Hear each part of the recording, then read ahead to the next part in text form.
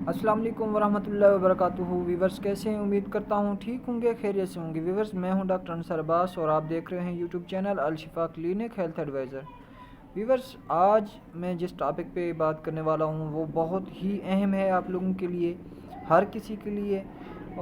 वो ये है कि टांगों की कमज़ोरी के बारे में आज मैं बात करने वाला हूँ कि ये कमज़ोरी किसी भी उम्र में हो सकती है, किसी भी उम्र के हिस्से में हो सकती है। बच्चों में भी हो सकती है, बड़ों में भी हो सकती है और बूढ़ों में भी हो सकती है। तो आज हम बात करेंगे कि ये बीमारी होती किस वजह से है, किस वजह से ये टांगों की कमज़ोरी होती है।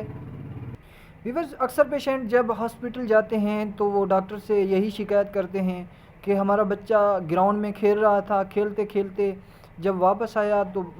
टांगों में दर्द की शिकायत कर रहा है। और उसके बाद हमने बच्चे को लिटा दिया। लिटाने के बाद थोड़ी देर बाद फिर उठने को कहा तो उठ भी नहीं सका, और टांगों में सांस ना होने की वजह से वो बच्चा खड़ा भी ना हो सका। पहले चलते चलते ठीक ठाक आया और सोता। जब सुलाया बच्चे को तो सुलाने के बाद फिर जब उठाया तो वो अपनी टांगों पे खड़ा ही नहीं हो सका,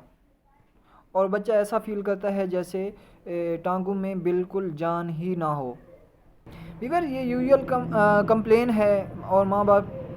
बच्चों को ले आते हैं किसी भी उम्र में और किसी भी वक्त ले आते हैं, और ये जो कंप्लेन है ये किसी भी उम्र के हिस्से में हो सकती है। बच्चों में भी हो सकती है, बड़ों में भी हो सकती है।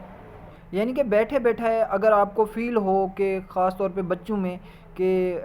बच्चों के टांगों में सांस नहीं है, या बच्चा दर्द की शिद्दत फ़ील कर रहा है, या इसके अलावा बड़े भी फ़ील कर रहे हैं कि टांगों में दम अचानक से ख़त्म हो गया है, सांस ख़त्म हो गई है, जान ख़त्म हो गई है और आपसे खड़ा भी नहीं हुआ जाता। और इसके साथ जो अगली इम्पॉर्टेंट चीज़ है जो गौर करने की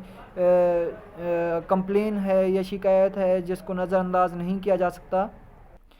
तो ये है कि ये बीमारी, ये जो कमज़ोरी है पाँव से स्टार्ट होकर आहिस्ता आहिस्ता पाँव से शुरू होकर ऊपर आती जाए, यहाँ तक पेट तक आ जाए, और अगर यहाँ से ऊपर बाजू में आ जाए, बाजू में आपको फ़ील हो रहा हो कि आपके बाजू काम करना छोड़ गए हैं या आपके बाजू में जान नहीं है। कई लोगों में ये जो बीमारी है पाँव से स्टार्ट होकर टांगों में आकर ख़त्म हो जाती है, और अक्सर बाज़ पेशेंट ऐसे होते हैं कि ये जो कमज़ोरी है पाँव से स्टार्ट होकर बाजू पर आकर ख़त्म हो जाती है। बाजू काम करना छोड़ जाते हैं, सुन्न हो जाते हैं,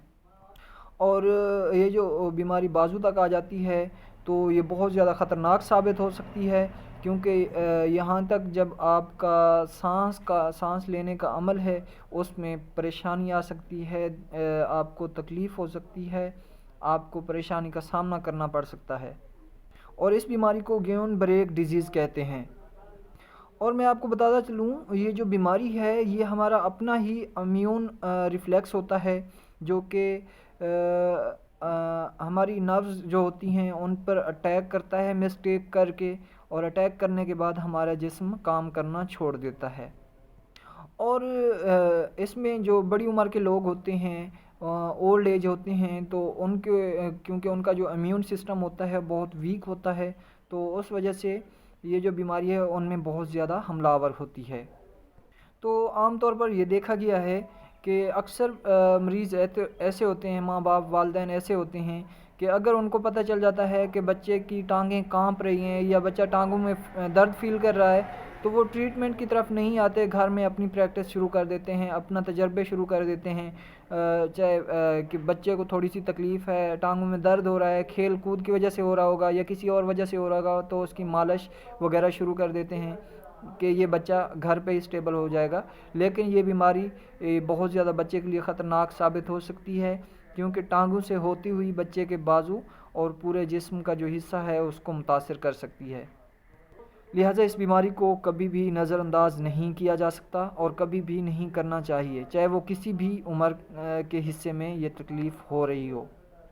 क्योंकि आपको गौर करना चाहिए कि आपका बच्चा अगर बेवजह खड़ा भी हो नहीं पा रहा, या आपका बच्चा मुसलसल टांगों में दर्द की तकलीफ़ बयान कर रहा है, तो आपको चाहिए कि आप अपने डॉक्टर से मशवरा कर लें या डॉक्टर को चेकअप के लिए बच्चे को ले जाएं, ताकि आपके बच्चे की जो बीमारी है उसको डायग्नोज़ करके उसकी ट्रीटमेंट स्टार्ट की जाए। اس کا جو ڈائگنوزس ہے اس میں ڈاکٹر حضرات الیکٹرومایوگرافی کرواتے ہیں تاکہ اس کی جو نروز ہیں اس کا پتہ چل سکے، اس میں دیکھا جا سکتا ہے کہ اس میں کوئی کمزوری یا ویکنیس یا کوئی کلاٹنگ تو نہیں ہو رہی، بلڈ کلاٹنگ، کہ کس وجہ سے یہ مسئلہ پیش آ رہا ہے۔ بعض اوقات ڈاکٹر حضرات کمر کے حصے سے پانی نکال کے بھی اس کا سی ایس ایس کرواتے ہیں تاکہ بیماری کو ڈائگنوز کیا جا سکے، اور اس سے ڈائگنوز ہوتا ہے کہ یہ بیماری اصل میں نروز کی بیماری ہوتی ہے، نروز اس میں ڈیمیج ہو چکی ہوتی ہیں۔ اور ویور اگر یہ بیماری پرانی ہو جائے، کسی کو تکلیف بہت زیادہ بڑھ گئی ہے، تو اس کے لیے جو آپ کا نیورو فزیشین ہے، آپ پراپرلی ہاسپٹل جا کے اس کی ٹریٹمنٹ کروا سکتے ہیں، ادروائز اس کو گھر میں ہینڈل نہیں کیا جا سکتا۔